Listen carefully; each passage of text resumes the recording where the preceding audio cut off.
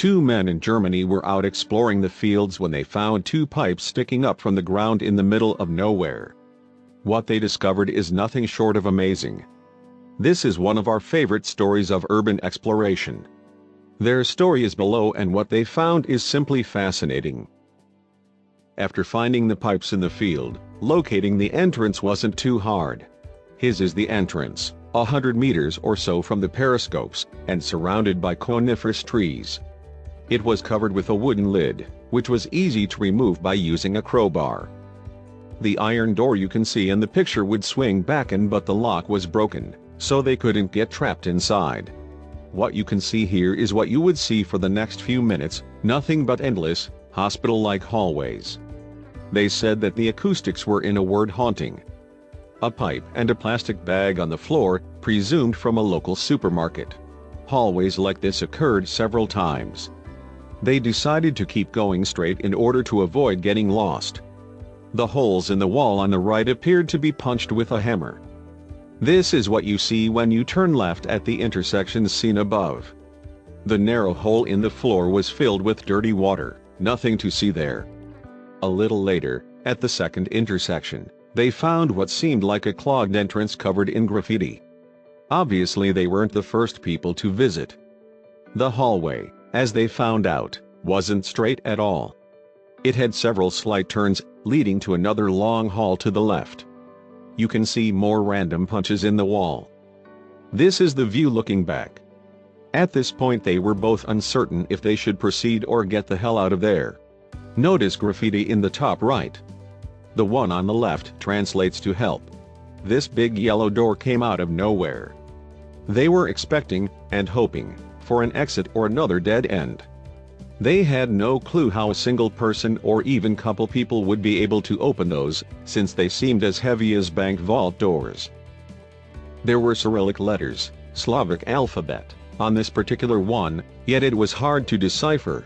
Right next to one of the broken doors, it reads exit no 2 inches, according to a friend. I don't know what these did back in the day, possibly for ventilation. After passing a lot, and I mean a lot, of those heavy safe doors, the rooms seem to become more and more destroyed, as you can see from the decayed walls. Looking back where they came from, you can get an impression of the number of heavy doors any visitor has to pass, placed directly one after another. Proceeding onwards, the graffiti clearly read, "Hello Satan, I love you." Not something you want to read down there. Here is a different angle of the Satan graffiti, seen on the wall to the left. They decided to enter the corridor on the front left. The walls were massive and metal-like. My friend and I suspected it to be lead or something similar. Notice a small red number on the wall, 2211, and the cryptic painting in the background, made of black lines. When you passed a few corners in the lead wall corridor, you'd set foot in this flooded area, which was set a single step below the prior rooms. They only stuck their heads in to take some pictures. This is what you would see when you turned left. A bigger room, also flooded, it seems slightly tilted. Notice another ventilation pipe right next to the door. This was the first time on the whole tour one of the explorers literally panicked. Terrified by the silhouette of this pile of rubble, resembling a crouching or sitting man. Another flood. They were stopped by another impassable corridor. When already heading back to where they came from, my friend found this spooky gem. It was the biggest room so far, but only visible through little square holes in the walls. Back view of the machine. On the wall in the background, right below the ceiling pipes, you can see the narrow gap from where he took the picture above. Random gloves found in one of the tiny gaps. This is a sign on the floor reading "Stay back," situated right next to the Great Hall. These spikes look just like icicles but were likely some kind of mineral phenomenon.